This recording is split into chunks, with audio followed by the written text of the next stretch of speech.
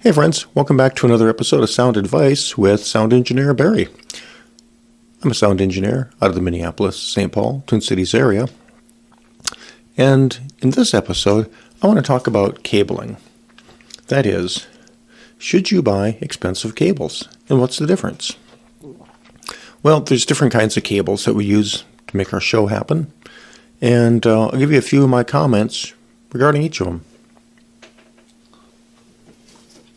First up, this is a loudspeaker cable. It's a speak-on cable. I should say it's a speak-on connector with a cable. And with these cables, size matters. That's because they're carrying real power from your power amplifiers to your speakers.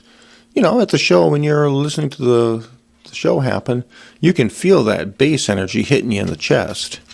And so that takes real power to deliver. And if you're going to deliver a lot of power down the cable, it should be a nice, heavy, thick cable. Otherwise, that power gets lost within the length of the cable and doesn't get delivered to your load, which is the loudspeaker, of course.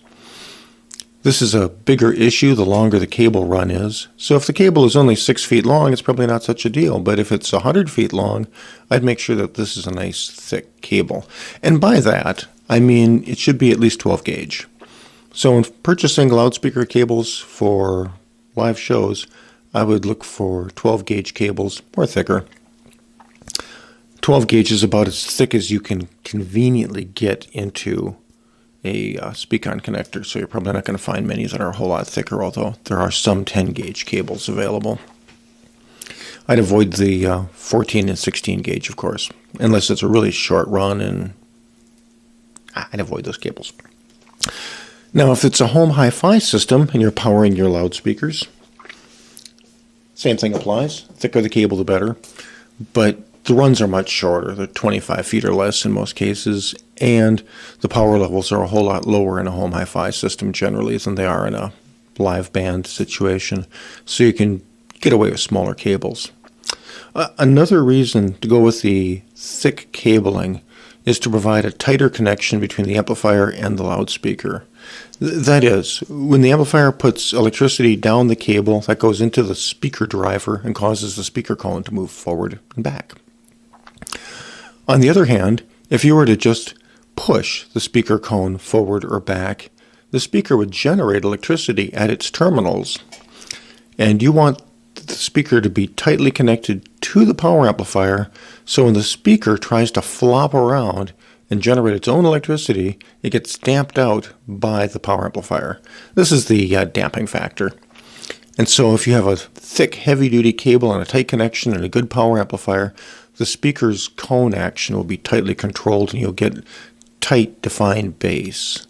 With a really undersized speaker cable or a poor quality amplifier that doesn't have a very strong output stage, the speaker will be able to freely flop around more and you won't get quite as clean, clear sound out of your woofers. So another reason to have thick, heavy-duty cables. Now let's move on. The other kind of cable you're likely to encounter, probably use a lot in your system, kind of critical, are signal cables, like this guy right here. Now, these are commonly used to connect your microphones into your mixer and your mixer outputs into other processing or power amplifiers. They glue your whole sound system together. So, should you buy expensive signal cables? Well, the signal cable is just carrying a signal. It's not carrying real power.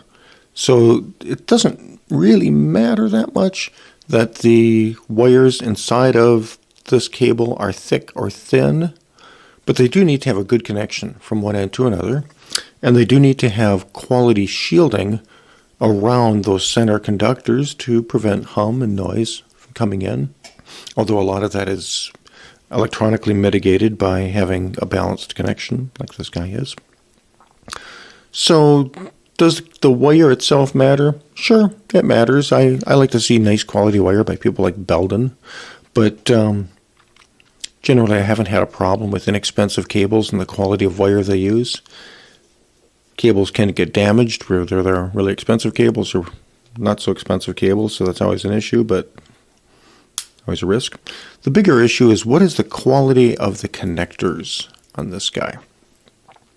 Poor quality connectors have poor tolerances, and so the pins inside of this connector may be a little bit too thick or a little bit too thin, or the connections inside of this female here may not always make really good solid connections.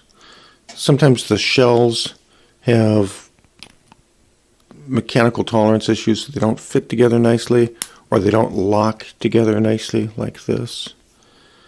So that's one of the reasons to spend a few more dollars, is to get quality connectors.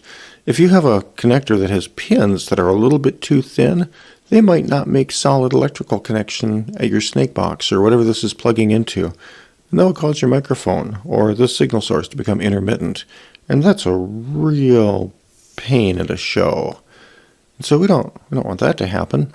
And so for that reason, I would say avoid the very least expensive cables out there, or the cables with the poorest quality connectors, because they can be aggravating if it doesn't work right. And during a show is just not the place to have unreliable equipment. Now, having said that, I know you can spend an awful lot of money on cables too. You can probably spend $20 or $30 for a cable like this. And is it going to be any more effective than a less expensive cable? No, not really.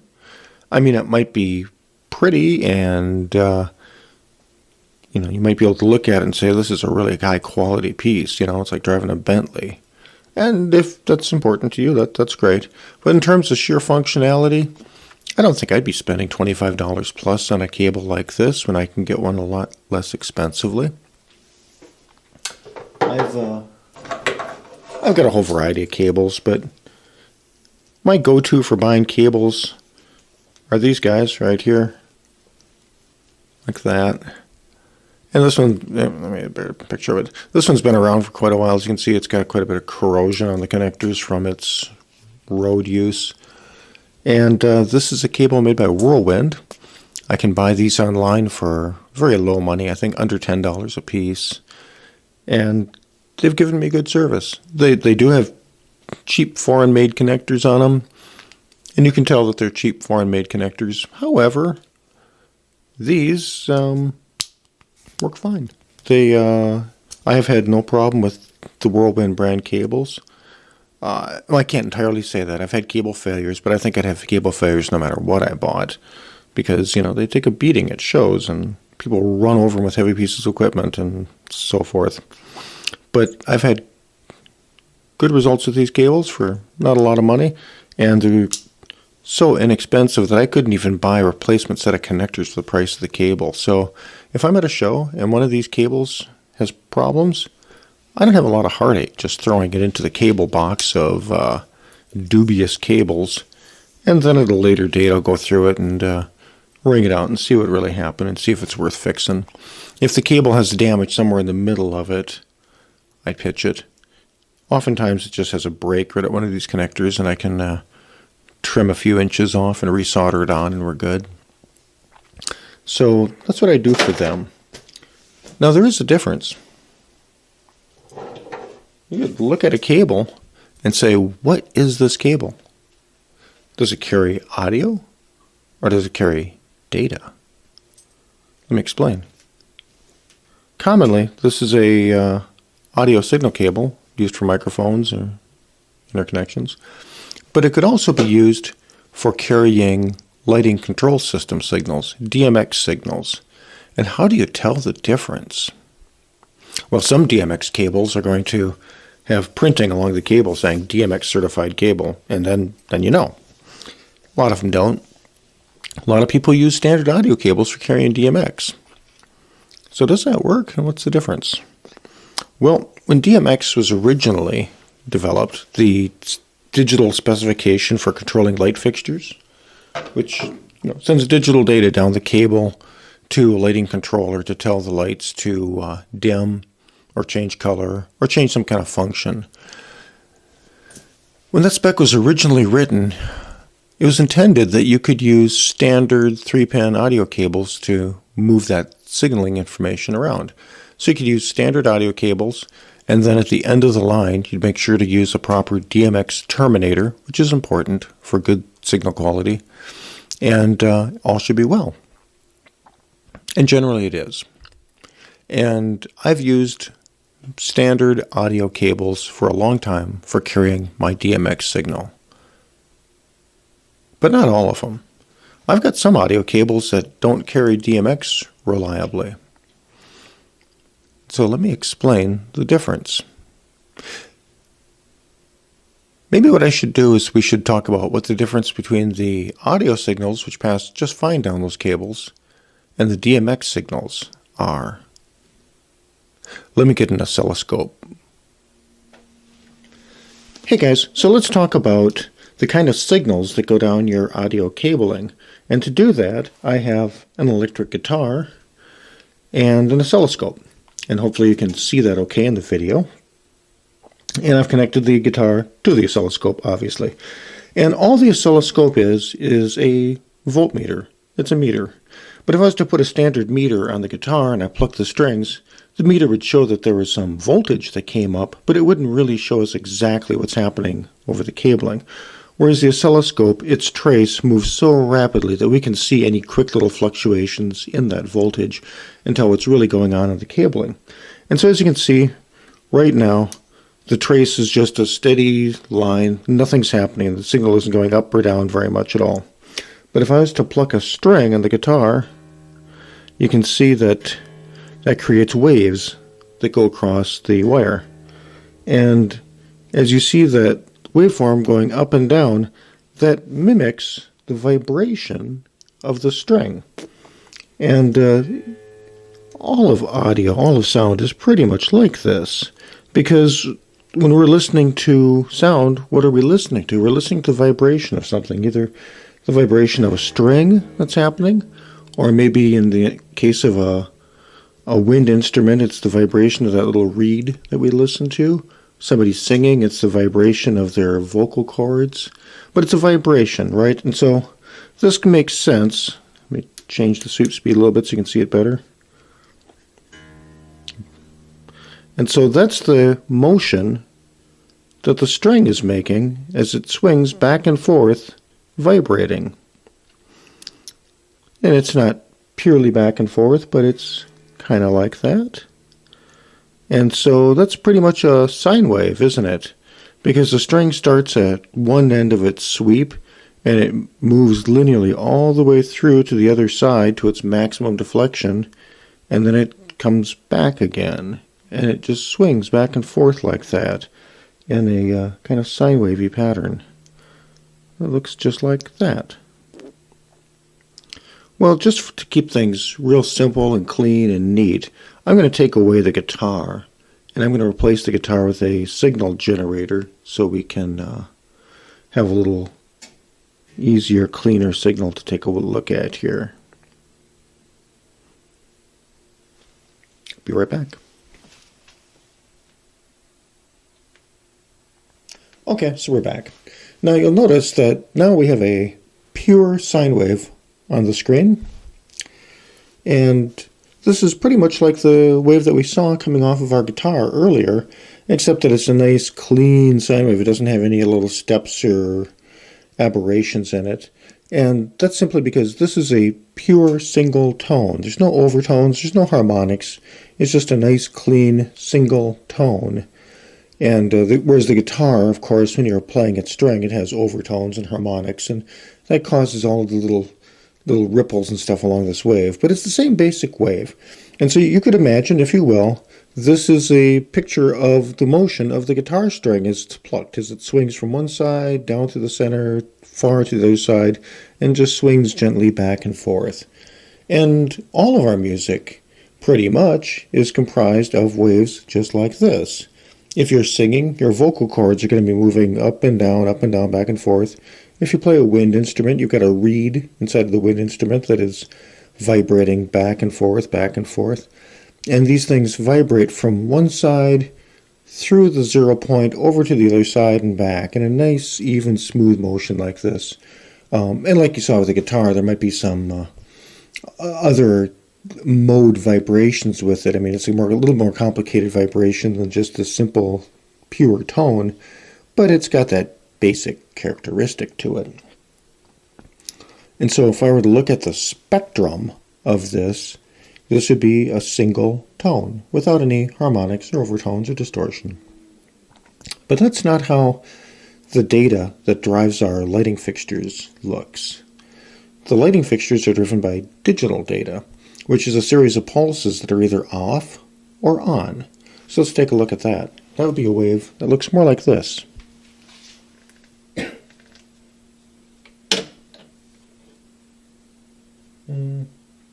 Just a square wave. Okay, so this would be digital data, for example, where for one moment in time it's turned on, and the next one is turned off. And there's no in between. There's no gliding from one side down to the other. It's either solid on or it's off. And they have these very tight breaks from this point down to that point. So the question is, how do you make a square wave from a sine wave? There's your sine wave. And there's your square wave. So what's the difference? Well, the difference is that in order to create a square wave, this includes all of the odd harmonics of the sine wave. And so if you are going to add in harmonics to your wave, that's more high frequency energy. And in order to make a nice clean square wave like this almost is, it takes a lot of high frequency energy. So how does this impact our cabling? One of the key differences between different cables regarding their ability to carry DMX lighting signal data is the amount of capacitance in the cable. Now, a capacitor can be created by having a plate of metal and another plate of metal with some kind of insulating material in between, be it air or some other dielectric. This is the original Leyden jar. Well, if you create a capacitor like that, you can apply a charge to those plates, and then when you take your energy source away, the capacitor will store that energy within it, kind of like a static charge, sort of. And then at some later point, if you put a load across the terminals of that capacitor, the charge that has built up within it will then be dissipated down into the load. So it acts a little bit like a battery, in that you can charge it up, it holds a charge, and then you can drain it down. Now, a battery, of course, is a chemical device, and so a battery can deliver a fair amount of power for a long period of time before it gets depleted. Capacitors, on the other hand, just rely upon charge buildup. And there are some very big capacitors out there that could actually be charged up enough to be actually deadly. But generally speaking, capacitors don't hold that much energy. They just take a slight charge and then release that charge again. And so it's pretty easy to make a capacitor by just having two plates separated by some kind of insulator. And of course, that's the most primitive of capacitors. You'll find them in all sorts of shapes and sizes, like this one right here, which is a typical audio capacitor that you would find inside of a loudspeaker crossover. But as you can imagine, in a long piece of wire, well, that's what you have, isn't it? You have a conductor separated by some insulating material and another conductor running right alongside of it. And if that wire is long enough, it starts to have measurable capacitance. Now, kind of like the speaker wire illustration earlier, the longer the wire, the more of an issue this is.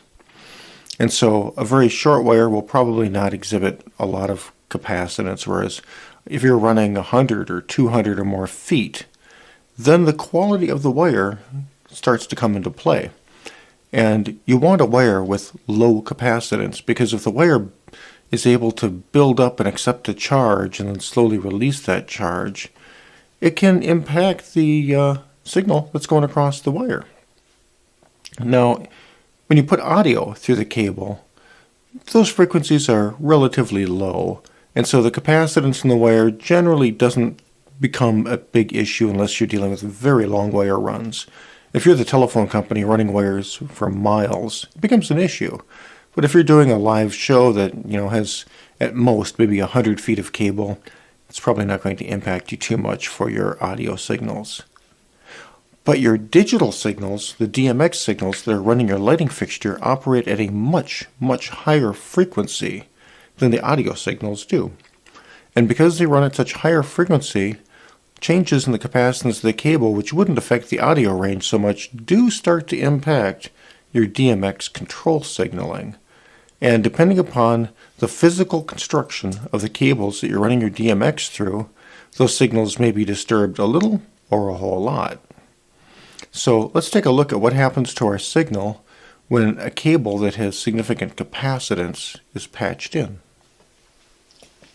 Okay guys, so here we are once again with our square wave signal, and we could imagine that this is a DMX signal. Now if it was a real DMX signal, the timing would be a little different, and it wouldn't be a 50% duty cycle straight up and down. These pulses would be of varying width. And so the timing would be a little bit different, and that timing would change in DMX depending upon what signals you were sending, to what dim level and what other control signals were involved. It'd be more of a series train of pulses like this of varying widths. But the basic shape is the same. It's still this nice, hard, square wave type shape. And these on-off transitions, being nice, sharp, hard transitions, are what the circuitry keys off of to get its timing and control, and so it can identify these breaks in the signal, and based upon their timing, it therefore tells the lights to become brighter, dimmer, change gobos, change position, whatever commands you're sending out. And the timing of the DMX signals is quite critical for the DMX system to work well. And the shape of these signals is critical for the DMX system to work properly as well. And that's one of the reasons why we have a terminator at the end of the line, so that the signals that run down the DMX cable get properly, if you will, damped at the end, rather than kind of hitting the end and ringing back and creating interference back in the cable. So if you're using DMX signaling, and especially cables of any significant length, make sure to use a terminator plug on your last fixture. They're inexpensive and will help the reliability of your DMX signaling. But let's say that we are going to run this through a cable that exhibits a significant amount of capacitance. Either the cable has a lot of capacitance in its, properties, or the cable is just very long, and so that causes the capacitance of the cable to become an issue. So I'm going to just patch into this that capacitor you saw, that loudspeaker capacitor, just across the generator, and we'll see what impact it has on the digital signal. Ooh, well, there you go. So as you can see by putting the capacitor in, now the cable can no longer carry the high frequency information nearly as well. The high frequencies get attenuated as they go down the cable, and because the high frequencies are getting attenuated, they roll off that front edge, so it no longer has a nice hard switching edge. It's more like a sine wave. It gently comes up to its level. Now that's, as you can see, my scope is now having some trouble triggering on it. It's flashing, and I'm trying to adjust that to get it to stabilize some. Come on, dude.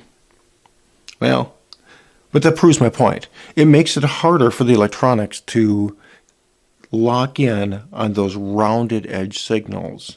When they're nice and square, the electronics can see those divisions really well, and it can lock right in and provide reliable, stable controlling for your lighting. But when the signals start getting all rounded off and distorted like this, your DMX equipment, your lighting control equipment, starts to have trouble interpreting, is this a real command or not? And your lighting gets squirrely. And so that's the difference between audio cables and DMX cables, is the amount of capacitance in the cable, or at least that's the key characteristic for me. And some audio cables are high quality wire and they exhibit relatively low capacitance, and I have been successful at running DMX for 100 plus feet on those wires with no reliability issues. And then I've had other audio cables, most commonly the lesser expensive ones, where I have not been able to reliably run DMX across the cable. I've seen some audio snakes which will properly take DMX through them without any issue, even though it's not really recommended.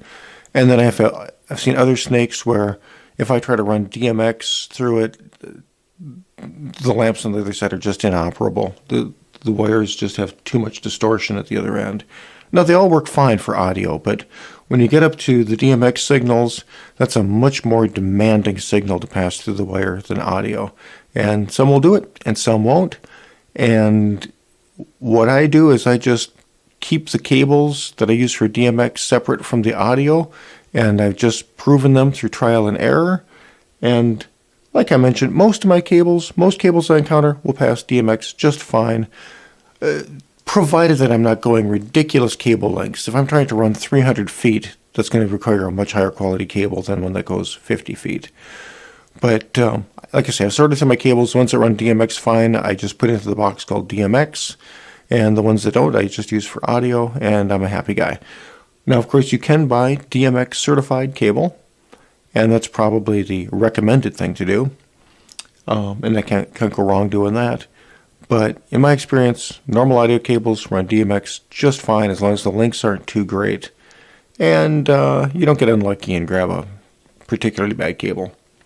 So that's what happens, is the ability to transfer high-frequency data across the wire becomes critical when passing digital signals down the wire. And the standards for DMX are much, much more stringent than just carrying audio. So that's the difference between the cables. Well, now you know the difference between audio cables and DMX cables, and that you can always run audio on a DMX cable, but running DMX on an audio cable usually works, but can be a little iffy because the DMX requires a much better cable than a standard audio signal would. And you also have my recommendation that buying super high quality, really expensive cables is always nice. And if you have the budget and don't mind spending it on cabling, can never go wrong buying top quality tools. But for me, I find that a mid-market cable with a good quality connector on it works just fine. And I save enough money on cables that if I have a cabling problem at a show, it doesn't bother me too much just to throw the thing in a bin and grab another one. So I wish you well, and I wish you many happy connections on stage. And because we all know that intermittent cables are just too much of a heartache to deal with. And I hope to see you again soon with another episode of Sound Advice. If you'd like to contact me, you can find me at www.soundguy.rocks.